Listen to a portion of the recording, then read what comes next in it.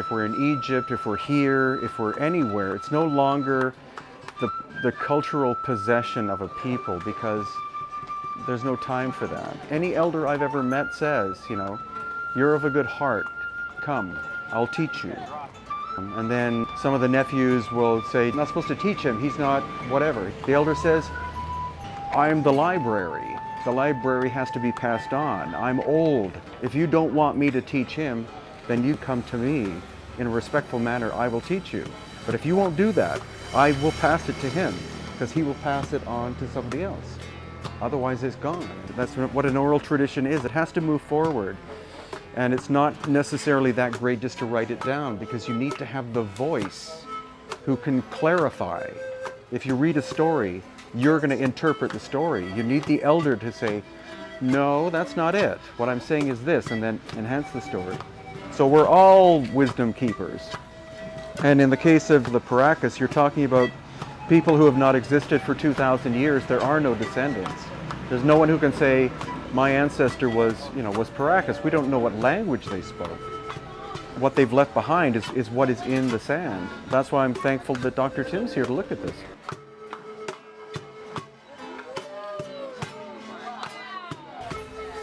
So the basic story is that we have this one because this is like the control. We know exactly how old it is, where it comes from, and we know that this came from an open grave with Inca pottery. No other pottery was there. That tells us that it's Inca period. So this one we know is 550 to 600 years old. Now this one, I've tested the brain volume. They're both exactly the same, 1,100 cubic centimeters. And you see it's the same shape except it's been compressed. So this is a classic example of cranial deformation. They took a board or something and they put it on the front, wrapped a cord, and then slowly over time, from birth or soon after to about 3 years, once calcification had developed, when the cartilaginous material was replaced by bone, then the shape is set. So that's our classic example of what cranial deformation looks like. And then you get into who are the rest of these people. Dr. Tim? If you notice the first skull, it looks like the normal human skull. It looks more like a box, okay, or maybe just a small trapezoid up and down, but basically a box-sized skull. When you look at the second one, as Brian said, you see something that looks compressed. And when you look at that, it's got the normal 5 bones. It's got the frontal bone with the frontal sutures, and it's got the parietal bones on either side with the parietal sutures. Temporal sutures. And then you have the parietal bones on either side with the parietal suture. And on this second skull, you see a flattened frontal bone, but it comes around curving like it should, and it looks somewhat flattened. See, this one's come up a little bit because you may have had a compression, kind of squeezing down and causing that to come up. If you look at this third one, we've got some hair in the way, so I can't get a real look at it, but it's a very unusual skull, and we're going to come back to that. Let's look at this fourth one from the end. This one has got a suture line right down the center of the frontal bone. This is very, very unusual. I can't explain that right now. Not only that, you can see where it comes together. This anterior fontanelle is where the sutures come together. That can be a little erratic, so that's not unusual. At birth, you have an opening where the fontanelles are, and that's where the bones come together. And we talked about that earlier in the week. When the baby goes through the birth canal, you can have the parietal bones can slide over and the frontal bone can slide a little bit so the head can get through the birth canal. And then after birth, they slide back where they should be, and you normally have a little opening there. Usually looks something like a little triangle. As in here. As in here, but they fuse. Right. And so this is fused like it should be fused. Okay. But you have a suture line coming across here and one going down the back. Right. Okay, now if you look in the back, okay, see, this looks like it's flattened from the top down. Now whether that's cranial deformation or not, I'm not certain, but it certainly is odd that you've got this suture line right down the middle of the frontal plate when this is obviously an adult. This is not a child. So that doesn't make any sense. Now, if you talk about things that don't make any sense, you look at these last two skulls. They have a lot in common. This one is elongated also. It has somewhat of a normal frontal suture. But when you look for the parietal sutures to come through here, you can see your temporal sutures on either side, but there is no parietal suture. I mean, it's completely flat all the way down until you come to the occipital suture coming across like it should, and then you have this little offset Y here, or this little triangle. And in this last one, again, it does not have a suture line going down, a parietal suture line. It's completely obliterated. If you look real close, I can see what looks like a line of ossification, like a little crest coming down, but that just doesn't look like a normal occipital bone. I mean, so I just, I don't know. That just looks very, very unusual. I'm going to have to go back and look at my textbooks to try to figure out if, in fact, normally you could have ossification so clear at the end that it would wipe out your suture lines completely. But normally it doesn't. And in here you have no evidence on this one of a parietal suture line. Nothing. It's completely smooth across. It feels smooth. It just looks very, very unnatural. Very unhuman, shall we say. So this is very odd looking. This is very odd looking. Now we look at this one, which we've got this brown hair. I mean, this is brownish reddish hair. Yeah. This is not typical for the peoples that we see here that all have black hair, and we've seen them day in and day out. It's very unusual to see anybody with other than black hair. Yeah. And now this is a different colored hair and probably the most prominent oblong head of the group of five that we have here. And I mean, the eye sockets look pretty much the same as the others. I don't want to say they're a little bit more elongated, but they sort of look a little more elongated. Now, I don't know if that could come from cranial deformation, but I don't think so. Okay, and that head's pretty nice and symmetrical. So I'm not really sold on a cranial deformation on that one. Well, also in the process of cranial deformation, that's why this one is probably obvious, because it's not bilaterally symmetrical. It'd be very difficult when you're manipulating the skull to keep, to keep it bilaterally symmetrical as you're altering the shape. And again, like as you point out, this is pretty good. That one's pretty good, but this one's exceptional though, because it's like, that's why this one and a few others I've seen, we sort of classify them as the natural ones, because there is no way that this could have been done in a simple, with a simple technique of flattening and changing the shape of it without it being offset one side or the other, or there being some kind of problem. This one, if you examine it carefully, it looks like it grew like, that's the thing. It's like it looks like it grew like that. But we have seen these consistent puncture wounds in the same location in multiple skulls that have been elongated, usually on one side or the other side, but sometimes on both sides. So you have two puncture wounds here, two over here, and if you had a normal suture line, you'd expect it to be somewhat in the middle. And yet both of these somewhat are offset to the left side. So that's unusual. And then you've got one here that if you tried to follow this little crest here, it would almost be in the middle, or maybe just offset a little bit. The puncture wounds, when you look and see these normal types of holes that we have here, foramina, these are for nerves to come out. So if you wanted to draw, some kind of a wild theory, and you said that these elongated skulls were, let's say, a non-human skull, or an alien skull, then maybe they had some kind of nerves or some kind of thing coming out of these puncture wounds. Some form of a nerve, or some type of sensatory effect. That's kind of big conjecture.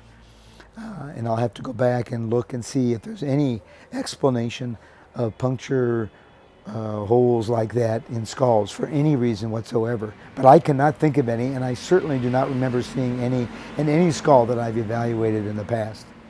So I find those very unusual. This one here, this third one here, is really an unusual looking skull. I find these two without the parietal suture as being unusual, and this one with the frontal suture, which was unusual, as you can see on all the other skulls.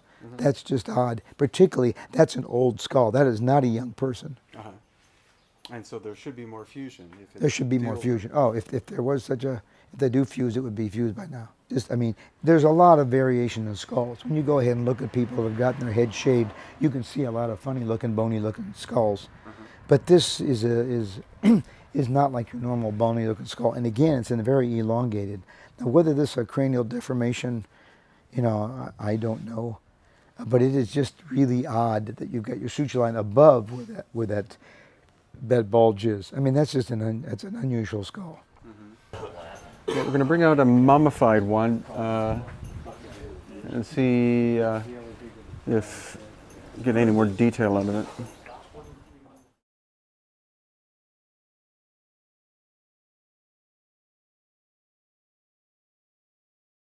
Where's the suture? I don't see any suture line here really. Nothing. You know, maybe under some of that stuff, but I don't see a suture. Oh, okay. See, coming across here. Yeah, that won't.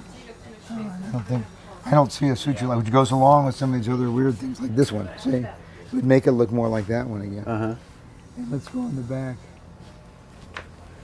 Well, the hair is the same color as this one, though, too. Yes, it is. It's again, it's not red hair; it's auburn.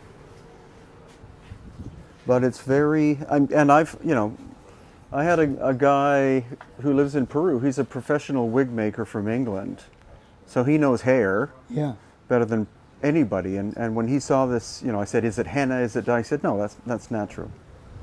And Native Americans don't have this, so where did this come? You know, where does this bloodline come from? And the other thing is that it's not straight, because it's wavy. It's wavy hair, and the texture is different. It's finer than Native American hair. So that's white, or whatever you want to call white. It is? What's that? How old do they think? Do we have any idea of how old the age of this? Well, these are no less than 1,800 years old. They can't be more recent, because they disappear. Well, they disappear from the archaeological record about 200 AD. That's when the Nazca show their prominence. That's in great shape. I mean, holy crap. I would hope, I don't know how long that hair exposed to normal conditions here will stay that way. That's, you know, you can still see that it's kept up, you know, you see how the skin is still intact there? Yeah. I mean, that's really very impressive. But look at the curve of this person's neck. This has got a real marked, what they call cervical lordosis. And that is really unusual. I mean, the head is way front forward like that. Okay, we call this Hampton's hump over here. Oh yeah. When you have a big hump back there, and you have somebody like this. You know, the forehead comes straight up.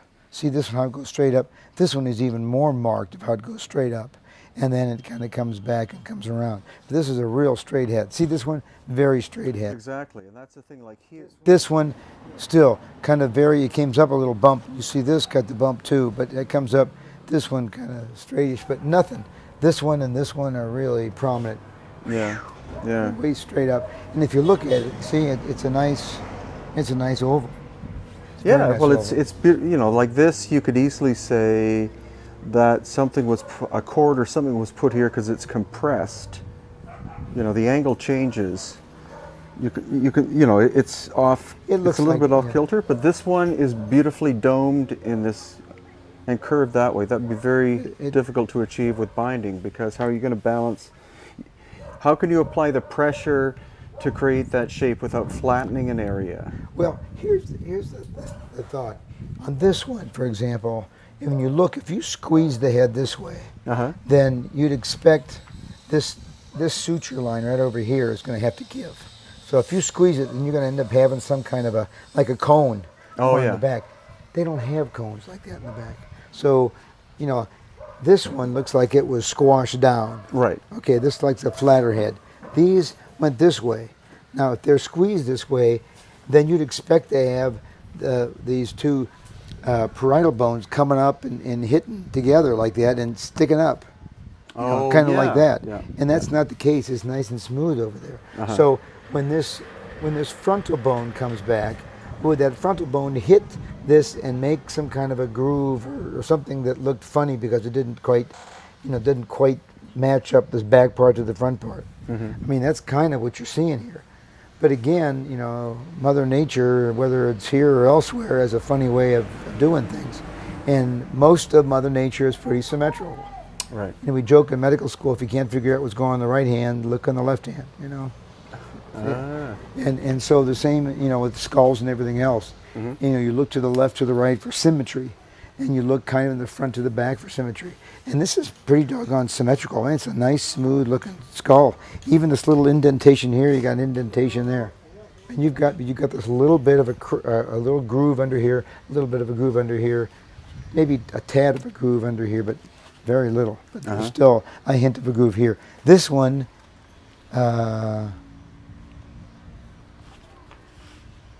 See, this one, if you look real closely, this is where you should have your suture line. I don't see it. I hate to go further, but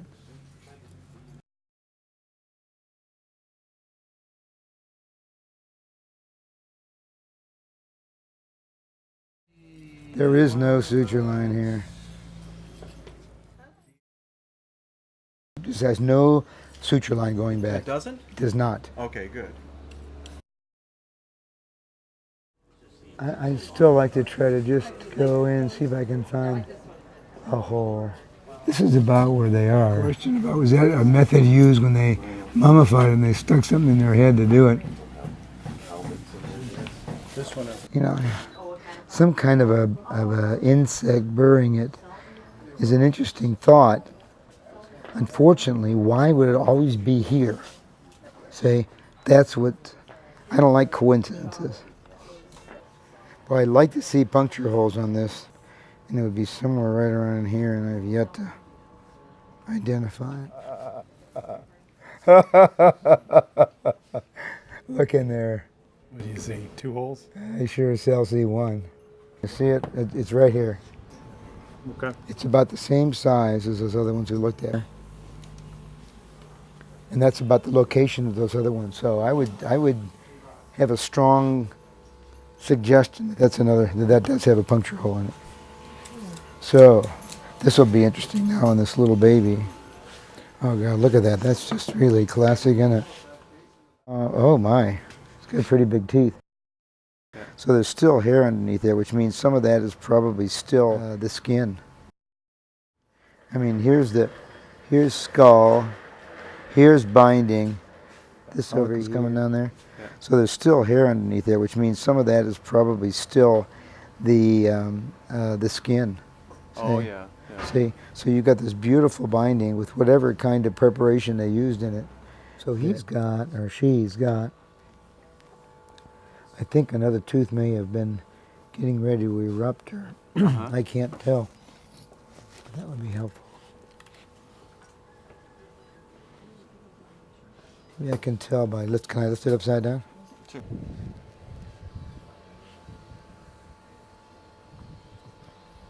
It's got front teeth. Okay, so it's got, It's got front plus 2 of the, it's got a premolar, 2 premolars, incisor and a premolar. So I think you met right. I think it's about 6 or 7 years. Oh really? 3, yeah. So it's got 4 on either side. Yeah, it's got the 2 fronts and probably 2 back, and then it's got incisor and a premolar. That's what it looks like. So you've got like probably 2, 4, 6 teeth, I think. And so I have to go and check on the 6 teeth, and I don't see any remnants of something coming up. I see the gum breaking through, like you should have a tooth coming up. That's what I was trying to see, but I can't see a portion of a tooth. But he wants to make it about 8 years old. I'm not certain it's that far along. He's got another skull over here. Ah. Oh, okay. Yeah. Yeah. See, this is the baby. See, and this is the Inca. See, it's got the Inca. Oh yeah, yeah. Inca key. And this is a baby. I mean, this is a baby. You can see the anterior fontanelle, and it's probably broken off a little bit. There's a wide anterior fontanelle. See how you have this frontal suture at birth? Okay, and then it fuses over. Now, there's other ones fused over in the back too, and fused over in the front. Front usually fuses over. Back, you never see fusing over. There's other ones, they fused over. And then you've got this Inca thing here. So I mean, so this is an Inca, Inca. Inca. Yeah, this is Inca. This is baby. Well, but because it's right after birth, it probably died at birth. At birth? Yeah, or very soon thereafter, because you've got such a big fontanelle. Oh, yeah. Fontanelle starts to fuse. And when it's this big, I mean, you can see this is probably normal, and this probably broke off. Yeah. But this is probably, so you had a big wide fontanelle, so this is very early. But it's asymmetric. See this head? See how it sticks over this way and that way? Oh, So yeah. this could have been, died of birth. Oh, yeah? Yeah, because normally you have what they call remodeling, where the face comes and starts becoming more symmetrical. This looks very asymmetric. See here at the bottom? Oh, yeah. See how this comes out this way and goes up that way? So this could have been, abnormal at birth, and then the child died before it had a chance of remodeling. See how this was twisted even this way? Oh, yeah. So my guess, this is, like a stillborn. Oh, stillborn. So you can see it's got the anterior suture, which shortly after fuses over, you never see that. Oh, yeah. But they had these adults that had that big suture line. Makes you wonder, why would that happen? Right. Did they have some kind of a disease that allowed, that they couldn't have enough calcium that wouldn't do it? I never heard of that. Or And also, like, the amount of seafood, the amount of calcium intake, like seafood and food here was incredible. yeah, so They eat better than we eat. they should have ossified pretty nicely. Uh-huh. So that one doesn't have any punctures, right? You think those would come later, or because Oh, let's go look at this one. And you see, no, I don't see anything here. Here's how they're still kind of overlapped. Yeah. Even now, they're still overlapped. That's what happens at birth. They slide over a little bit in order to get through the opening. This is a small head. This was a small baby. This is probably a 5 pound, a little bit more than a 5 Oh, yeah? pound baby. Oh, okay. You shouldn't have much cranial, deformation from that, because it's such a small baby. It should go through easy Oh, yeah? on most women. Right. Okay. Now, if it was the first born Right. and she had a fast delivery, then that could happen, even with a small baby. Uh-huh. See? And so that's my guess. But normally, the bigger the head, you'd expect a lot of that. Oh, You even do today. Uh-huh. With normal births, you'll see that. But that's you can see how abnormally shaped it is. But that shouldn't change within a day or two Oh, or okay. 3. When people say the Inca, they talk about the entire civilization.